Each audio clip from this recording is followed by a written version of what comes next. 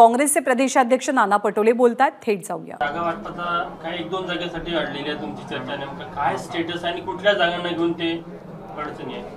सांगली, भिवंडी आणि मुंबई अशा जागांचा थोडंसं डिस्कशन थांबलेलं होतं।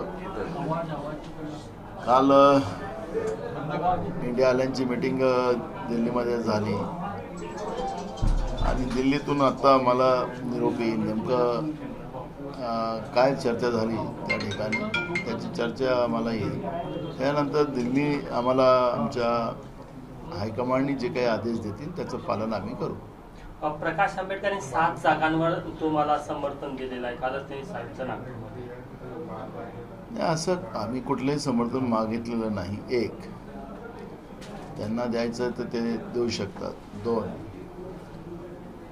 आणि ज्याप्रमाणे सातत्यानं गेल्या 2-2.5 महिन्यापासून मी पण वंचित आहे, मी मागासवर्गीय आहे, मी पण एक शेतकऱ्यांचा पोरगा आहे, पण ज्या गेल्या 2-2.5 महिन्यापासून मला व्यक्तिगत जे टॉर्चर केलं जाते आहे, हे लोकशाहीमध्ये आणि या व्यवस्थेमध्ये ठीक आहे, कोणी कोणाचं कोण आहे मला त्याच्यावरती चर्चा नाही, पण हे काही बरोबर नाही आहे आणि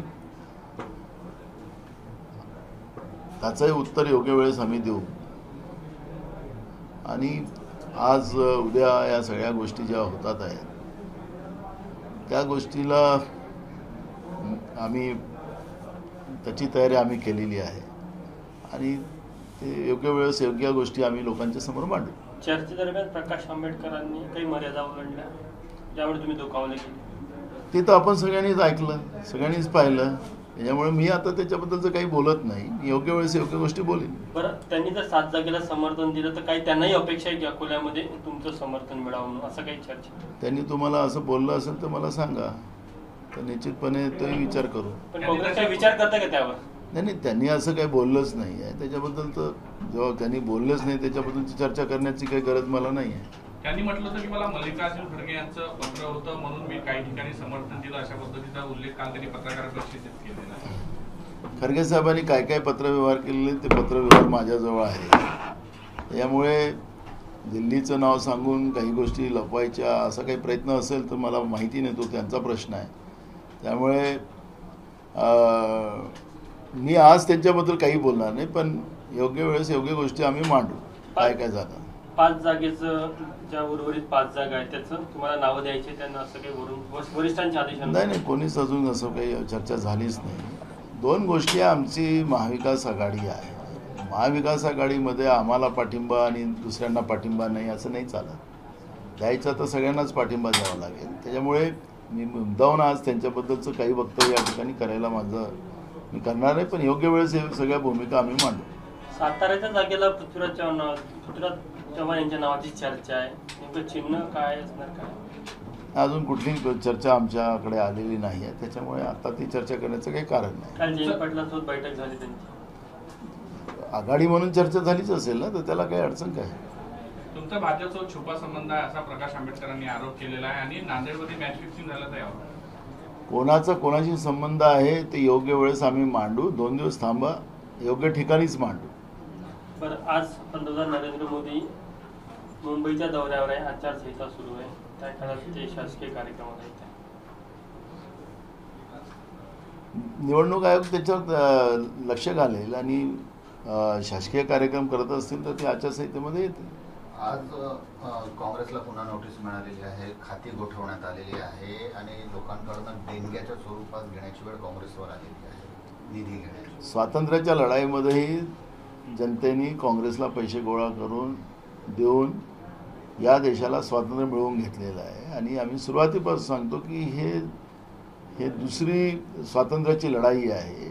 भाजपने ज्या पद्धतीची तानाशाह आणि हुकुमशाही या देशामध्ये सत्तेच्या आधारात आणली त्याचा परिणाम पूर्ण देशच भोगतो आहे, फक्त काँग्रेसच नाही।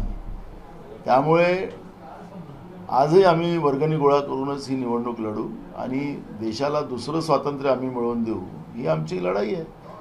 पण ज्याप्रमाणे इन्कम टॅक्स विभाग त्यांच्या इशाऱ्यावर काम करते, तर भाजपने इन्कम टॅक्स भरलाच नाही ना आतापर्यंत, त्यांच्याकडून का नाही वसूल करत?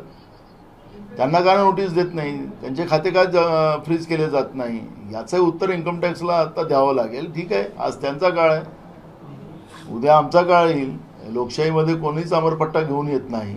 भाजप ज्या पद्धतीनं अमरपट्टा घेऊन येऊन वागते आहे आणि ज्या पद्धतीनं देशाच्या लोकांनाच वेठीस पकडण्याचं काम भाजप करते आहे, त्याला आता हे रणयुद्ध सुरू झालेलं आहे.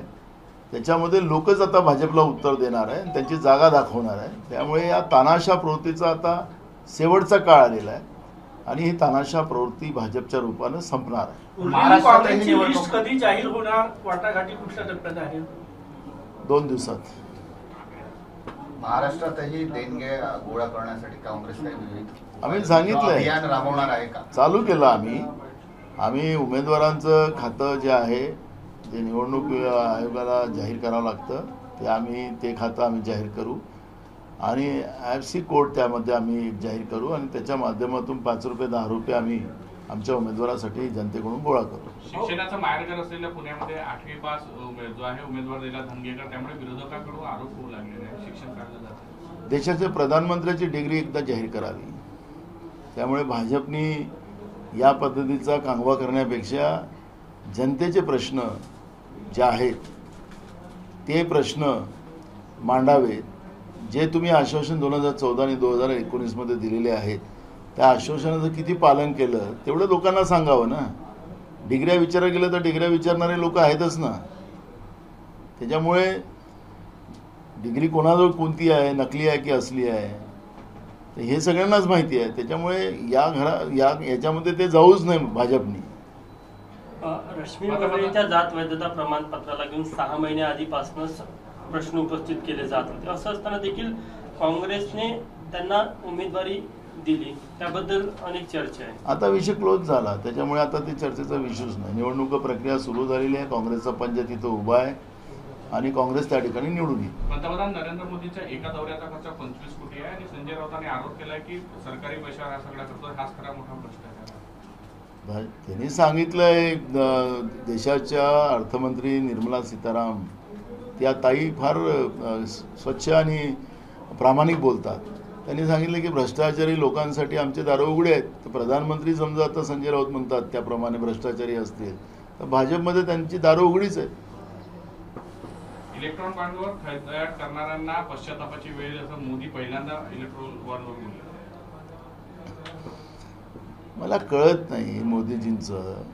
म्हणजे एकीकडे भ्रष्टाचार करायचं, चंदा दो धंदा लो, हे सगळं करत असतील आणि त्याचं समर्थन नरेंद्र मोदी करत असतील तर ठीक आहे, पण प्रधानमंत्री म्हणून त्यांनी करू नये एवढा आमचा सल्ला आहे. ABP माझा, उघडा डोळे बघा नीट.